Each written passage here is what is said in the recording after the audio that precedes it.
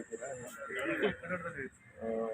ನಾಗೇಂದ್ರ ಅವರನ್ನು ಈ ಏನು ವಾಲ್ಮೀಕಿ ಹಗರಣದ ಪ್ರಕರಣ ಇದೆ ಅದರಲ್ಲಿ ಅವ್ರದ್ದೇನು ಇನ್ವಾಲ್ವ್ಮೆಂಟ್ ಇಲ್ಲ ಹಾಗೆ ಅಂತೇಳಿ ಅವರು ಕ್ಲೀನ್ ಚಿಟ್ ತೊಗೊಂಡು ಹೊರಗಡೆ ಬಂದರೆ ತಗೊಳ್ಳೋ ಸಾಧ್ಯತೆಗಳಿದೆ. ಹಿಂದೆ ಕೂಡ ಜಾರ್ಜ್ ಅವ್ರ ಕೇಸ್ನಲ್ಲೂ ಕೂಡ ತೊಗೊಂಡಿದ್ರು. ಇನ್ನೂ ಅಂಥದ್ದು ಭಾಳ ಕೇಸ್ಗಳಲ್ಲಿ ಆ ರೀತಿ ಆಗಿದೆ. ಆದರೆ ನಾಗೇಂದ್ರ ಅವರಿಗೆ ತಗೊಳ್ಳೋದು ಬಿಟ್ಟು ಅವರು ಒಂದು ವೇಳೆ ತಗೋಬೇಕು ಅಂಥೇಳಿ ಇಲ್ಲ ಅವ್ರದ್ದೇನು ತಪ್ಪಿಲ್ಲ ಅಂಥೇಳಿ ಆಗ್ಬೋದಾದರೆ ತಗೊಳ್ಳೋ ಸಾಧ್ಯತೆಗಳಿದ್ದಾವೆ. ಯಾವ್ದಾದ್ರು ವರದಿ ಕೊಟ್ಟಿದೆ ಸರ್ SIT ಅಥವಾ ತಪ್ಪಿಲ್ಲ ಅನ್ನೋಂಥದ್ದು ಗೊತ್ತಿಲ್ಲ, ಅದು ಕೋರ್ಟಲ್ಲಿ ಡಿಸೈಡ್ ಆಗ್ತದೆ. ಕೋರ್ಟ್ನಲ್ಲಿ ಅವ್ರ ಇನ್ವಾಲ್ವ್ಮೆಂಟ್ ಇಲ್ಲ ಅಂತೇಳಿ ಆಗೋದಾದರೆ ನ್ಯಾಚುರಲ್ ಅದಕ್ಕೆ ಇನ್ನೇನಿದೆ. ದರ್ಶನ್ ಅವ್ರ ವಿಚಾರದಲ್ಲಿ ಸಚಿವ ಸಂಪುಟ ಪುನರ್ರಚನೆ ಏನಾದ್ರು ಆಗ್ತದೆ ಸರ್? ಡಿಸೆಂಬರ್ ಹೊತ್ತಿಗೆ ಆಗುತ್ತೆ ಅನ್ನುವಂಥದ್ದು ಗೊತ್ತಿಲ್ಲ. ಅದು ಮುಖ್ಯಮಂತ್ರಿಗಳೇ ಅದಕ್ಕೆ ಉತ್ತರ ಕೊಡಬೇಕು, ನಾವು ಹೇಳಕ್ಕಾಗಲ್ಲ. ಈ ಹಿಂದೆ ಅಕ್ಟೋಬರ್ ವೇಳೆಗೆ ಮಾಡಿ ಅಂತ ಸೂಚನೆ ಕೊಟ್ಟಿತ್ತು, ಅದು ಮುಂದೆ ಕಡಿಮೆ ಗೊತ್ತಿಲ್ಲ. ಅದೆಲ್ಲ ನಮಗೆ ನಮ್ಮ ಹಂತದಲ್ಲಿ ಚರ್ಚೆ ಆಗೋದಿಲ್ಲ. ಮುಖ್ಯಮಂತ್ರಿಗಳು ಅವರು ಮತ್ತು ನಮ್ಮ ಹೈಕಮಾಂಡ್ನವರಿಗೆ ಬಿಟ್ಟಿರ್ತಕ್ಕಂಥದ್ದು. ಅವರು ಡೆಲ್ಲಿಗೆ ಹೋದ ಸಂದರ್ಭದಲ್ಲಿ ಆ ಸುದ್ದಿ ಬಂದಿತ್ತು. ಇಲ್ಲ ಡಿಸೆಂಬರ್ ಆದ ನಂತರ ಮಾಡ್ಬೋದು ಅಂತ ಒಂದು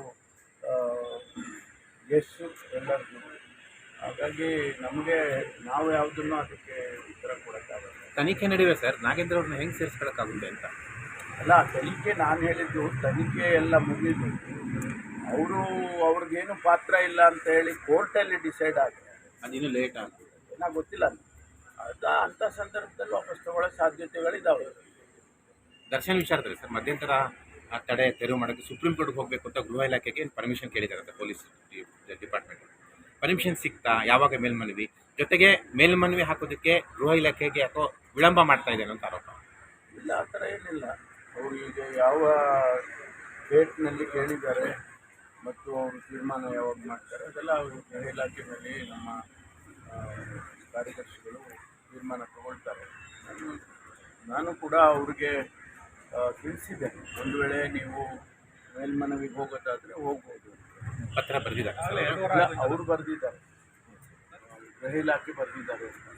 ಮಧ್ಯಂತರ ತಪ್ಪು ತೋರಿಸಿದ್ದಾರೆ ಅನ್ನೋದು ಕೂಡ ವರದಿಯಲ್ಲಿ ಉಲ್ಲೇಖ ಆಗಿದೆ. ಜೊತೆಗೆ ICMR ಅನುಮೋದನೆ ಇಲ್ಲದೆ ಇರತಕ್ಕಂಥ ಲ್ಯಾಬ್ಗಳಿಗೂ ಕೂಡ ಟೆಸ್ಟಿಂಗ್ ಮಾಡ್ತಿರುವಂಥದ್ದು ಕೂಡ ಬಹಿರಂಗ ಆಗಿದೆ. ಒಂದಷ್ಟು ರಿಕವರಿ ಮಾಡಿ ಅಂತಲೂ ಕೂಡ ಸಜೆಷನ್. ನಾಳೆ ತನಿಖೆ ಸ್ವರೂಪ ನಿರ್ಧಾರ ಆಗುತ್ತೆ ಸರ್? ಇಲ್ಲ, ನಾವು ಸಬ್ ಕಮಿಟಿಯವರು ಪರಿಶೀಲನೆ ಮಾಡಬೇಕು ಮೊದಲು. ಅದು ದೊಡ್ಡ 4 ವಾಲ್ಯೂಮ್ ಇರ್ತಕ್ಕಂಥ ರಿಪೋರ್ಟ್ ಅದು. ಅದನ್ನು ಸಂಪೂರ್ಣವಾಗಿ ಪರಿಶೀಲನೆ ಮಾಡಿ, ಯಾಕೆಂದರೆ ಬೇರೆ ಬೇರೆ ಆಯಾಮಗಳಿದ್ದಾವೆ. ಎಕ್ವಿಪ್ಮೆಂಟ್ಸ್ ಇದೆ, ಬೆಡ್ಗಳು ಪರ್ಚೇಸ್ ಮಾಡಿರೋದಿದೆ, ಔಷಧಿಗಳು ಪರ್ಚೇಸ್ ಮಾಡಿರೋದಿದೆ, ಆಮೇಲೆ ಈ ಟೆಸ್ಟ್ಗಳು ಮಾಡೋವಂಥ ಟೆಸ್ಟ್ ಕಿಟ್ಗಳದ್ದು ಅದರದ್ದು ಇದೆ, PPE ಕಿಟ್ದು ಈಗಾಗಲೇ ಹೊರಗಡೆ ಬಂದಿದೆ. ಅದು ಈ ರೀತಿ ಬೇರೆ ಬೇರೆ ವಿಚಾರಗಳಿರೋದ್ರಿಂದ ಎಲ್ಲವನ್ನೂ ಕೂಡ ನಾವು ಸಬ್ ಕಮಿಟಿಯಲ್ಲಿ ಸ್ಟಡಿ ಮಾಡಿ ಅದನ್ನು ಒಂದು ತೀರ್ಮಾನಕ್ಕೆ ಬರ್ತೀವಿ. ಬಂದಾದಮೇಲೆ ಕ್ಯಾಬಿನೆಟ್ಟಿಗೆ ನೋಡಿ ಹೌದು ಅವರು ಕೊಟ್ಟಿರ್ತಕ್ಕಂಥದ್ದು ಎಲ್ಲವೂ ಸರಿ ಇದೆ ಅಥವಾ ಸರಿ ಇಲ್ಲ, ಏನು ತೀರ್ಮಾನ ಆಗುತ್ತೆ ಸಬ್ ಕಮಿಟಿಯಲ್ಲಿ ಅದನ್ನು ಮೇಯ್ನ್ ಕ್ಯಾಬಿನೆಟ್ ಕಮಿಟಿಗೆ ಇಡ್ತಾರೆ. ನಾಳೆ ಚರ್ಚೆ ಆಗುತ್ತೆ ಸರ್? ನಾಳೆ ಇಲ್ಲ, ನಾವು ಸಬ್ ಕಮಿಟಿನೇ ಮೀಟ್ ಮಾಡಿಲ್ಲ. ನಮ್ಮ SIT ಮಾಡಬೇಕು ಅಂತ ಡೆಪ್ಯೂಟಿ ಚೀಫ್ ಮಿನಿಸ್ಟರ್ ಅವರೇ ಅಧ್ಯಕ್ಷರಿದ್ದಾರೆ. ಅದಕ್ಕೆ ನಾವೆಲ್ಲ ಸದಸ್ಯರಿದ್ದೀವಿ. ಅದರಲ್ಲಿ ಚರ್ಚೆ ಆಗಿ ಆಮೇಲೆ ಕ್ಯಾಬಿನೆಟ್ SIT ರಚನೆ ಮಾಡೋ ಚಿಂತನೆ. CM ಮತ್ತು ಆರೋಗ್ಯ ಸಚಿವರ ಮೇಲೆ ಕೇಸ್ ದಾಖಲಿಸಬೇಕು ಅನ್ನುವಂಥದ್ದೆಲ್ಲ ಮಾತನಾಡ್ತಾ ಇದ್ದಾರೆ. ಯಾವ ದಾಕ್ಷಿಣ್ಯಕ್ಕೆ ತೀರ್ಮಾನಗಳಾಗಿದೆ. ನಾನು ಹೇಳಿದಾಗೆ ಕ್ಯಾಬಿನೆಟ್ ಸಬ್ ಕಮಿಟಿನಲ್ಲಿ ಇದೆಲ್ಲವನ್ನು ಕೂಡ ಪರಿಶೀಲನೆ ಮಾಡಿ, ಹೌದು ಜಸ್ಟಿಸ್ ಕುನ್ನಾ ಅವ್ರು ಹೇಳಿರೋದು ಸರಿ ಇದೆ, ಅದಕ್ಕೆಲ್ಲ ಡಾಕ್ಯುಮೆಂಟೇಷನ್ ಇದೆ, ಪ್ರೂಫ್ ಇದೆ ಅಂತ ಹೇಳಿ ಆಗೋದ್ರೆ ಅದನ್ನು ಕ್ಯಾಬಿನೆಟಲ್ಲಿ ನಾವು ಕೂಡ ಪ್ರಸ್ತಾಪ ಮಾಡ್ತೀವಿ. ಅಂದರೆ ಸಬ್ ಕಮಿಟಿ ತೊಗೊಂಡು ಕ್ಯಾಬಿನೆಟ್ಟಿಗೆ ಹೇಳುತ್ತೆ, ಕ್ಯಾಬಿನೆಟ್ಟಲ್ಲಿ ತೀರ್ಮಾನ ಏನಾಗುತ್ತೆ ನೋಡಿ. ಸರ್, ಈಗ ವಿಚಾರವಾಗಿ ಸರ್ಕಾರ ಸ್ಪಷ್ಟನೆ ಕೊಟ್ಟಿದೆ. ಇದಾದ್ರೆ ನಿನ್ನೆ ದಾವಣಗೆರೆಗೂ ಕೂಡ ಬಿಜೆಪಿ ನಿಯೋಗ ಭೇಟಿ ನೀಡಿದ್ದು ಒಂದಿಷ್ಟು ಪದಗಳನ್ನು ಬಳಕೆ ದುರುಳರು ಅನ್ನುವಂಥದ್ದು, ಮಿನಿ ಪಾಕಿಸ್ತಾನ ಮಾಡೋದಕ್ಕೆ ಹೊರಟಿದ್ದಾರೆ ಇವರು ಅನ್ನುವಂಥ ಮಾತುಗಳು ಅವರಿಗೆ ಅವರ ಸಂಸ್ಕೃತಿಯನ್ನು ತೋರಿಸುತ್ತೆ.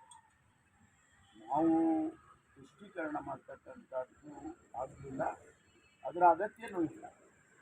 ರಾಜ್ಯದಲ್ಲಿ ಕೆಲವರು ಬಡವರಾಗಿ ಉಳಿದಿದ್ದಾರೆ, ಅದು ಯಾವುದೇ ಸಮುದಾಯಕ್ಕೆ ಇರ್ಬೋದು. ಯಾವುದೇ ಧರ್ಮಕ್ಕೆ ಸೇರಿಲ್ಲ. ಅವರು ಹಿಂದುಳಿದಿದ್ದಾರೆ ಅಥವಾ ಬಡವರಾಗಿ ಇದ್ದಾರೆ ಅಂದಾಗ ಅವರಿಗೆ ಒಂದಿಷ್ಟು ಸಹಾಯ ಮಾಡ್ತಕ್ಕಂಥದ್ದು ಯಾವುದೇ ಸರ್ಕಾರದ ಕರ್ತವ್ಯ ಆಗಿದೆ. ಅದಕ್ಕೆ ಈಗ ರಿಸರ್ವೇಷನ್ ಯಾಕೆ ಕೊಟ್ಟರು SC/STಗಳಿಗೆ? ಅವರೆಲ್ಲ ಸಮಾಜದಲ್ಲಿ ತುಂಬ ಹಿಂದೆ ಉಳಿದಿದ್ದಾರೆ, ಅವ್ರಿಗೆ ಅವಕಾಶಗಳು ಸಿಗಲಿಲ್ಲ, ಶೈಕ್ಷಣಿಕವಾಗಿ ಸಿಗಲಿಲ್ಲ, ಉದ್ಯೋಗದಲ್ಲಿ ಸಿಗಲಿಲ್ಲ, ಹಾಗೆ ಅಂತೇಳಿ ರಿಸರ್ವೇಷನ್ ಮಾಡಿದ್ರು. ಮುಸಲ್ಮಾನರಿಗೂ ಕೂಡ ಒಂದಿಷ್ಟು ಸರ್ಕಾರ ಕಾರ್ಯಕ್ರಮಗಳನ್ನು ಕೊಟ್ಟರೆ ಅದನ್ನು ತುಷ್ಟೀಕರಣ ಅಂತ ಭಾವಿಸೋದು ಸರಿಯಲ್ಲ. ಹಾಗೆ ಬೇರೆ ಬೇರೆ ರೀತಿಯಲ್ಲಿ ವ್ಯಾಖ್ಯಾನಗಳು ಮಾಡೋದು, ಶಬ್ದಗಳು ಉಪಯೋಗಿಸೋದು, ಅದೆಲ್ಲ ಭಾರತೀಯ ಜನತಾ ಪಾರ್ಟಿಯವರು ಮೊದಲಿನಿಂದನೂ ಮಾಡಿಕೊಂಡೇ ಬಂದಿದ್ದಾರೆ. ಅದೇನು ಹೊಸದೇನಲ್ಲ ನಮಗೆ. ಅದು ಆಗಬಾರ್ದು ಅನ್ನೋದು ನಮ್ಮೆಲ್ಲರ ಬಯಕೆ ಅಷ್ಟೇ. 16 ದಿನ ಆಗಿದೆ, ಇಲ್ಲಿ ಕೂಡ ಕಮಿಷನ್ ಮಾಡಿ ಆದೇಶ ಮಾಡಿ ಕಾರಣಕ್ಕಾಗಿ ನೀವು ಮಾಡಲಿಲ್ಬೋದು, ಏನು ಕಾರಣ? ಮುಖ್ಯಮಂತ್ರಿಗಳು ಹೇಳಿ ಸ್ಪಷ್ಟೀಕರಣ ಕೊಟ್ಟರಲ್ಲ, ಎಲೆಕ್ಷನ್ ಡಿಕ್ಲೇರ್ ಆಗಿದೆ, ನಾವು ಈಗ ಮಾಡೋದಿಲ್ಲ, ಎಲೆಕ್ಷನ್ ಆದಮೇಲೆ ಮಾಡ್ತೀವಿ ಅಂತ ಅವತ್ತೇ ಹೇಳಿದರು. ಅದು ಪದೇ ಪದೇ ಅದನ್ನು ಹೇಳೋ ಅಗತ್ಯ ಇಲ್ಲ. ಒಂದು ಸಾರಿ ಹೇಳಿದ್ದಾರೆ, ಕ್ಯಾಬಿನೆಟಲ್ಲಿ ಡಿಸಿಷನ್ ಆಗಿದೆಯಪ್ಪ, ಅದನ್ನು ಕಮಿಷನ್ ಮಾಡಿ 3 ತಿಂಗಳಲ್ಲಿ ವರದಿ ಕೊಡಬೇಕು ಅಂತ ಹೇಳ್ತೀವಿ ಈಗ. ಅದು ಈಗ ಇವತ್ತು ಪೋಲಿಂಗ್ ಆಗುತ್ತೆ, ಇದಾದಮೇಲೆ ಅದನ್ನು ಡಿಸಿಷನ್ ತಗೋಬೋದು. 3 ತಿಂಗಳ ಅವಧಿ ಕೊಟ್ಟಿದ್ದಾರೆ. ಆಯಿತು, ಅದು 3 ತಿಂಗಳು ಅವರಿಗೆ, ಯಾರಿಗೆ ಕಮಿಷನ್ ಮಾಡ್ತಾರಲ್ಲ ಆ ಕಮಿಷನ್ನಿಗೆ 3 ತಿಂಗಳಂತ ಹೇಳಿದ್ವಿ. ನಾವೇ ಈ ದಿವಸ ನೀವು 3 ತಿಂಗಳು ಒಳಗಾಗಿ ತೊಗೊಂಡ್ಬಿಡ್ತೀವಿ ಅಂತ 10 ದಿನಕ್ಕಿಲ್ಲ ಆಯ್ತಲ್ಲ. ಆಯಿತು, ಆದ್ರೇನು ತೊಂದರೆ ಆಯಿತಾ? ಎಷ್ಟು ವರ್ಷಗಳಿಂದ ಹೋರಾಟ ಮಾಡಿದ್ದಾರೆ. ಇನ್ನೊಂದು 2 ದಿನ ಕಾನೂನಿನ ಚೌಕಟ್ಟಿನಲ್ಲಿ ಕೆಲಸಗಳಾಗಬೇಕಾಗುತ್ತೆ. ಸುಮ್ಮನೆ ನಾವು ಹೇಗೋ ಮಾಡಿದರೆ ಮತ್ತೆ ಯಾರೋ ಹೋಗ್ತಾರೆ ಕೋರ್ಟಿಗೆ, ಸ್ಟೇ ತಗೊಳ್ತಾರೆ, ಈ ರೀತಿ ಎಲ್ಲ ಆಗ್ತವೆ. ಅದಕ್ಕೋಸ್ಕರ ನಾವು ಮಾಡುವಾಗ ಸರಿಯಾಗಿ ಮಾಡಬೇಕು. ಚುನಾವಣೆಯ ಸಂದರ್ಭದಲ್ಲಿ ನಾಳೆ ಇದು ಪಾಲಿಸಿ ಡಿಸಿಷನ್ ಆಗುತ್ತೆ. ಎಲೆಕ್ಷನ್ ಕಮಿಷನರು ಅಬ್ಜೆಕ್ಷನ್ ರೈಸ್ ಮಾಡ್ತಾರೆ. ಅದಕ್ಕೋಸ್ಕರ ನಿಧಾನ ಆಗಿದೆ ವಿನಃ ಬೇರೆ ಕಾರಣಕ್ಕೆ ಏನಿಲ್ಲ. Okay sir, thank you sir. Thank you. Sir, actually, while speaking at a program yesterday, Yatindra Siddaramaiah has said that courts too listen to the BJP now, and that the governor sanctioning prosecution against CM Siddaramaiah is wrong. So he has possibly hinted at the judiciary also being under the control of the BJP. What do you have to say?